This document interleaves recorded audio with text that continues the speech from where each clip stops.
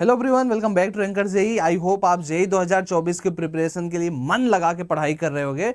पढ़ते वक्त यार हमारे दिमाग में एक चीज आती है कि भाई कि जो हम पढ़ रहे हैं बहुत रिलेवेंट है या नहीं, या फिर इस चैप्टर से पर्टिकुलर कौन सा टॉपिक बहुत ज्यादा इंपॉर्टेंट है। तो ऐसे ही जितने भी क्वेश्चंस जो 100% श्योर हैं कि भाई इस पैटर्न के क्वेश्चंस आपके किसी न किसी शिफ्ट में पूछे ही जाते हैं, तो मैं आपको एक बार यहाँ पे दिखाने जा रहा हूँ भाई कि कुछ ऐसे 10-15 क्वेश्चंस के लिस्ट जो कि डैम श्योर है आपके एग्जाम में आने वाले हैं। आइए देखते हैं हर चैप्टर का मिसलेनियस सारे चैप्टर जितने भी चैप्टर्स हैं उसमें से कौन से ऐसे चुनिंदा सवाल हैं जो कि फिक्स पैटर्न पे भाई ये सवाल आना ही आना है। आइए देखते हैं।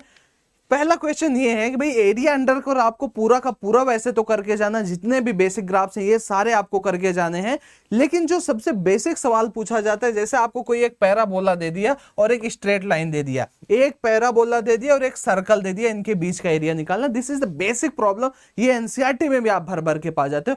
कभी कभी अगर आपको थोड़ा बहुत ग्राफ का आइडिया, जैसे कभी कभी क्या है कि भाई मॉड लगा दिया, कुछ कुछ बेसिक कर्व ट्रांसफॉर्मेशन अगर आपको आता है बहुत ही आसानी से आप एयूसी का सवाल करके आओगे, +4 मार्क्स आप यहां पे कंफर्म कर पाते हो।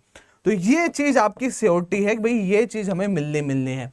बाइनोमियल थ्योरम में 3 तरीके का सवाल गारंटीड है, इसके बाहर का सवाल नहीं पूछा जाएगा। सबसे पहला सबसे फेमस कि आपको रिमाइंडर फाइंड करना होता है कि भाई अगर हमने इस पर्टिकुलर 35 से इसको डिवाइड किया तो इसका रिमाइंडर क्या होगा। बड़ा ही रिपीटेड क्वेश्चन है, डेफिनेटली आपके भी शिफ्ट में आने वाला है, तो बी प्रिपेयर्ड फॉर दिस। इसकी सवाल बहुत भर भर के आपको कर लेने हैं। बाइनोमियल कोफिशिएंट के प्रॉपर्टीज के सवाल आने वाले हैं, तो ये भी ध्यान में रखना है कि आपको सारी प्रॉपर्टीज आनी चाहिए। और जनरल एक्सपेंशन, जो आपको एक्सपेंशन करना होता है भाई कि मान लो x⁴ का कोफिशिएंट आपसे पूछा गया, या फिर x⁴0 मतलब कि जो कांस्टेंट टर्म है उसकी वैल्यू कितनी, तो ये सारी चीजें जैसे यहाँ पे कांस्टेंट टर्म पूछा गया तो ये पूछा जाता है। तो इन तीनों में से ही कोई ना कोई एक सवाल आपको बाइनोमियल थ्योरम में भी देखने को मिल जाता है। तो यहां से भी आप +4 to +8 मार्क्स आप आसानी से कंफर्म कर लेते हैं। आगे बढ़ने की कोशिश करते हैं। ये जो क्वेश्चन है ये पर्टिकुलरली लिमिट में, जैसे कोई भी मान लो आपके पास एक लिमिट है ना, और वहां पे एक सिग्मा लगा हुआ है, यहाँ पे सिग्मा हिडन है। अगर आप इसको सिग्मा लगाओगे तो ये है 1+1, ये बेसिकली r+n है ना। तो ये एक बेसिकली फॉर्मेट बनता है लिमिट एज अ सम। इसको आप डेफिनेट इंटीग्रेशन में कन्वर्ट कर सकते हो। इन सारे टॉपिक्स की वीडियोस मैंने अपने रैंकर जेई के प्लेलिस्ट में आप देखोगे, टॉपिक मैनिया मैथ, सारे टॉपिक्स, ये जितने भी इंपॉर्टेंट टॉपिक जो 100% चांसेस आपके एग्जाम में आने के, उन सबकी वीडियोस विद 2-2, 3-3 PYQs मैंने करा रखे हैं। एक बार आप जाके जरूर देखो। आप जैसे ही एक बार देखते हो तो ये वाला कॉन्सेप्ट या फिर ये वाला कॉन्सेप्ट, ये वाला कॉन्सेप्ट, ये सारी चीजें वहां पे कवर्ड हैं। 20-20 मिनट की वीडियो में 2-2, 3-3 PYQs और पूरा कॉन्सेप्ट, बहुत ही बढ़िया चीज है टॉपिक मैनिया। एक बार जाके आप जरूर देखो। प्लेलिस्ट का लिंक मैं डिस्क्रिप्शन बॉक्स में भी आपको अटैच कर दूंगा। तो ये वाला प्रॉब्लम भी बड़ा ही श्योर होता है, लिमिट ऑफ ए सम बहुत ज्यादा चांसेस होते हैं आपके एग्जाम में पूछे जाए। ये क्रैमर्स रूल डिटर्मिनेंट में कुछ पढ़ा या नहीं पढ़ा, ये क्रैमर्स रूल भी आपको पढ़ना है। ये भी आपको हमारे टॉपिक मैनिया में दिख जाएगा, जो लिंक डिस्क्रिप्शन बॉक्स में दिख रहा है। सारे टॉपिक्स ये समझ लो यार कि अगर वो टॉपिक जितना मैंने टॉपिक मैनिया में करा रखा है उतना ही तुम करके जाते हो तो 30 से 40 नंबर कहीं के नहीं गए हैं। ये चीज क्रैमर्स रूल वाला हर बच्चे को पढ़ के जाना है। देन मैथमेटिकल रीजनिंग में हर वैरायटी के सवाल करने, बहुत छोटा चैप्टर है मैथमेटिकल रीजनिंग को तो मैं एक टॉपिक बोलूंगा, वो टॉपिक ही पूरा आपको करके जाना। कैसे भी सवाल पूछ दे, जनरली टोटोलॉजी पे ज्यादा सवाल पूछते हैं जिसको आप एनालिटिकल मेथड से यहाँ पे सॉल्व करते हो। ये भी one of the most important problem होने जा रहा है।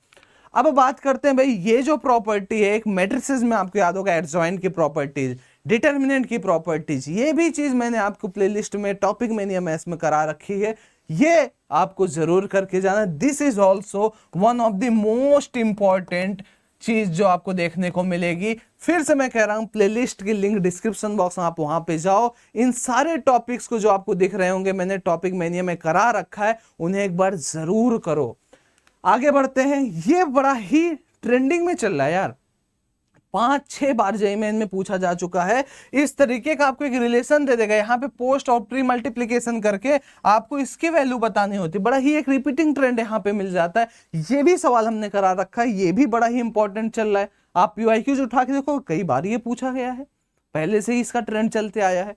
आगे बढ़ते हैं। ये PNC अगर आप पढ़ के जा रहे हो, तो कुछ पढ़ना या ना पढ़ना, अरेंजमेंट ऑफ डिजिट से सवाल पूछा ही पूछा जाने वाला है। तो अरेंजमेंट ऑफ डिजिट बहुत ज्यादा आपके लिए इंपॉर्टेंट है, तो ये चीज आपको जरूर करके जाना भैया, नंबर ऑफ यूजिंग डिजिट्स कौन कितने नंबर्स फॉर्म किए जा सकते हैं, तो ये आपको करके जाना है।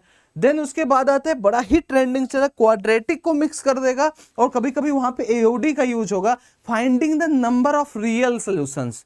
कई बार तो क्वाड्रेटिक की हेल्प से हो जाएगा, कई बार आपको वहां पे मोनोटोनिसिटी चेक करनी होगी, maximum value minimum value check करनी होगी, नंबर ऑफ रियल सॉल्यूशंस बताने के लिए इसका भी बेहतरीन और जबरदस्त वीडियो मैंने टॉपिक मैनिया में करा के रखा है। आज तक शायद आपको ये चीज ना समझ में आई हो, लेकिन उस एक वीडियो से आप लाइफ टाइम के लिए इस वाले क्वेश्चन के लिए फ्री होने जा रहे हो, अपने +4 मार्क्स को कंफर्म करने जा रहे हो। अगेन इसका भी चीज मैंने आपको टॉपिक मैनिया मैथ में करा रखा है, प्लेलिस्ट में 20 से 25 टॉपिक कराया, लेकिन सारे चुनिंदा कराया हूं। ये है Newton's method in quadratic equation, बड़ा ही इंपॉर्टेंट, बड़ा ही फेमस, 1 मिनट में चुटकियों के अंदर आप इस सवाल को सॉल्व कर सकते हो, है ना।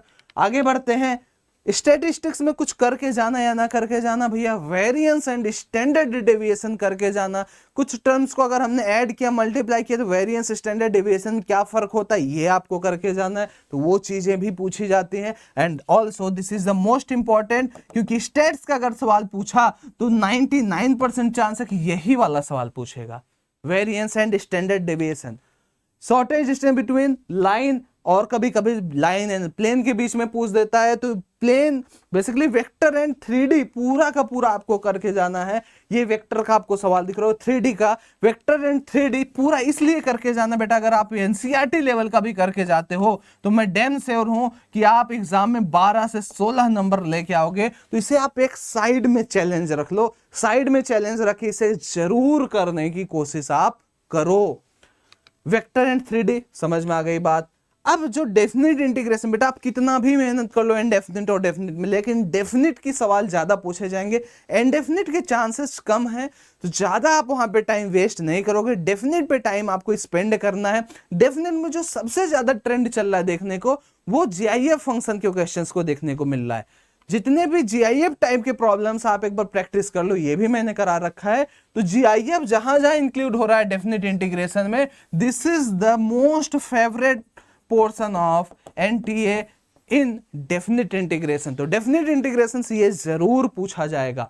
आगे बढ़ते हैं, लिमिट में जनरल फॉर्म तो सब कर लेते हैं, लेकिन कुछ बेसिक एक्सपेंशंस ना याद होने की वजह से कई बार हम सवाल को नहीं कर पाते हैं। तो जो भी एक्सपेंशन से सॉल्व होने वाले लिमिट हैं वो आपको जरूर करके जाना है, कि अगर हमें एक्सपेंशन का यूज करना पड़े लिमिट में तो हम उसे कैसे सॉल्व करते हैं, तो वो चीज भी आपको यहां पे करके जाना है। आजकल कॉन्टिन्यूटी एंड डिफरेंशियबिलिटी में देखो 2 तरीके के सवाल बनते हैं। एक तो बहुत इजी वाला कि भाई एलएचएस और एचएस आपको और फंक्शन की वैल्यू को बराबर करना, that is the most easiest question, वो एनसीईआरटी में भी देखने को मिल जाएगा। लेकिन थोड़ा सा इन्होंने अपने सिस्टम को अपग्रेड किया है, फॉग और गॉफ के भी सवाल पूछने लगे हैं। यहां पे आपको 2 फंक्शंस दिख रहा है। I bet 90% students are still unable to solve this FOG. चलो क्वांटिटेटिव डिफरेंशियबिलिटी की बात छोड़ो, आप इसका फॉग और गाफ भी अभी नहीं निकाल सकते हो। ये चीजें भी मैंने शायद कराई, अगर नहीं मैं कराया हूँगा एक बार मैं देख के करा दूंगा। तो ये वाला जो वैरायटी है फॉग और गॉफ ऑफ कंपोजिट फंक्शन, ये जो ब्रेक किए हुए हैं, है ना, यहाँ पे जो ये फंक्शंस ब्रेक किए हुए, इसका हम फॉग और गाफ कैसे निकालें, ये बड़ा ही अल्टीमेट सवाल आजकल जेईई मेन में बन रहा है, ये भी आपको करके जाना है। ठीक है, आई होप ये वीडियो आपको पसंद आएगी। ट्रस्ट में this is very fruitful video अगर आप एक जेईई एस्पिरेंट हो। और सबसे बड़ी बात यहां मैंने सिर्फ आपको बताया नहीं आपको पढ़ के क्या जाना, मैंने ये भी बताया है ये सारी चीजें बेटा आप कहां से पढ़ सकते हो। तो link is given in description box. आप कमेंट में अपना ओपिनियन बताओ कैसा लगा आपको वीडियो। आपका एक कमेंट हमें काफी ज्यादा मोटिवेट करता है। चैनल पे नए तो सब्सक्राइब कर दो, और जो भी टॉपिक आपको चाहिए आप एक बार कमेंट में बताओ, उसका भी टॉपिक मैनिया बनेगा। Thank you very much.